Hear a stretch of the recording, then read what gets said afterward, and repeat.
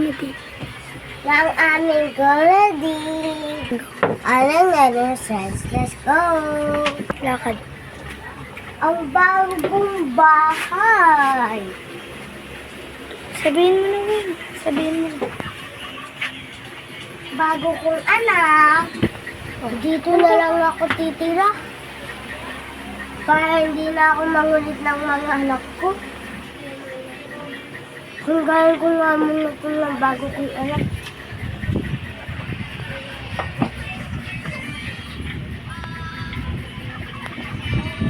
Kakausapin mo. Oh, baby! Hello!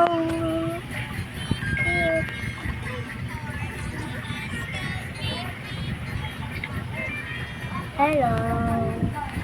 At nang lumayo si Aling Nena sa bahay nila, nakahanap siya ng bahay na matitiran niya.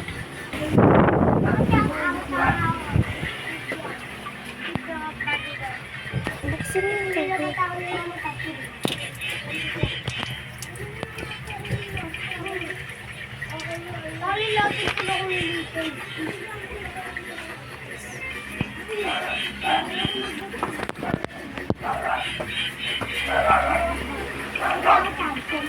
Ito, may tira pa pala ako dito.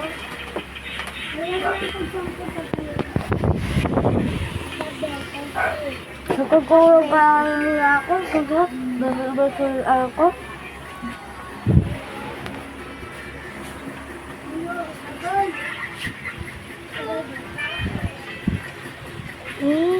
Sabi. At nawala ang mga problema ni Aling Nena, naging masaya siya ng bago niyang anak at siya. Habang natutulog si Aling Nena at bigla itong nagising nang dahil may kumatok sa pinto.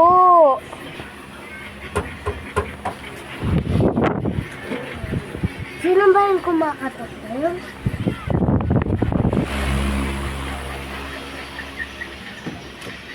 Wala namang Tao ah. Para ba nga ulit ako?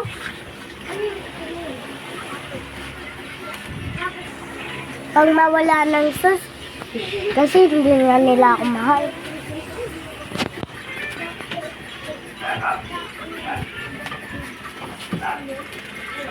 Hindi ko.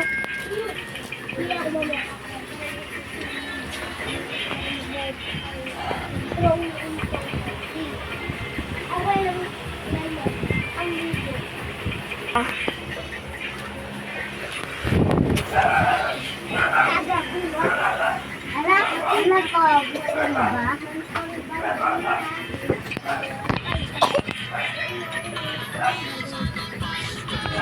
Ay, ayaw mo. O sige. Agar-agar ang balan. Agar ang bunyi. Lagi si Aling Nena kumakain ng marshmallow para mawala ang kanyang stress sa mga anak niya dati. At para na rin makalimutan niya na ang lahat ng yon.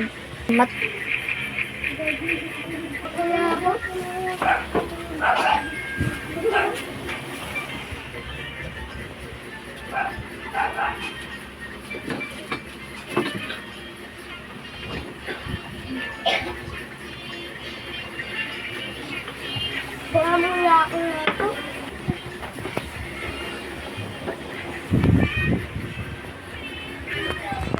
A few weeks later, Umaga na pala. at hanggang sa nalimutan na nga ni Aling Nena ang kanyang problema sa mga anak niya at nasanay na siyang wala ang mga anak niya sa kanyang tabi. Kaya nga, nasanay na rin siya na bago na ang kanyang anak at bago na ang kanyang bahay. Para na rin daw, hindi na siya mangsumi. Dumaan ang ilang araw. Nang lumipas ang mga araw, nagkaproblema na naman si Aling Nena. Ayun pala, ang hirap talaga ang anak ko. Marami ko na ng problema.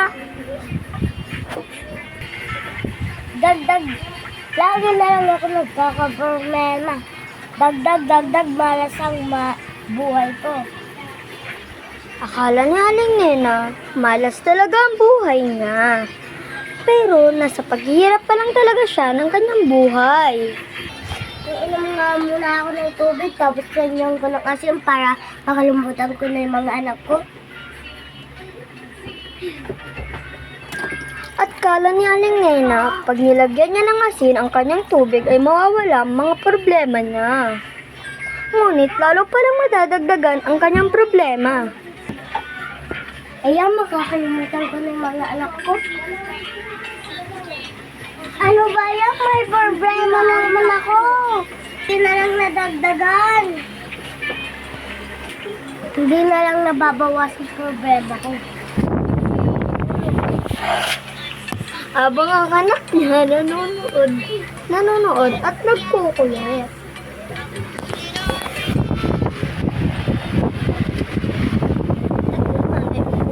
At nagulat si Aling Nena nang may sinusubo ito at kinakain. Kaya naman lumapit si Aling Nena dito. Anong kinakain mo?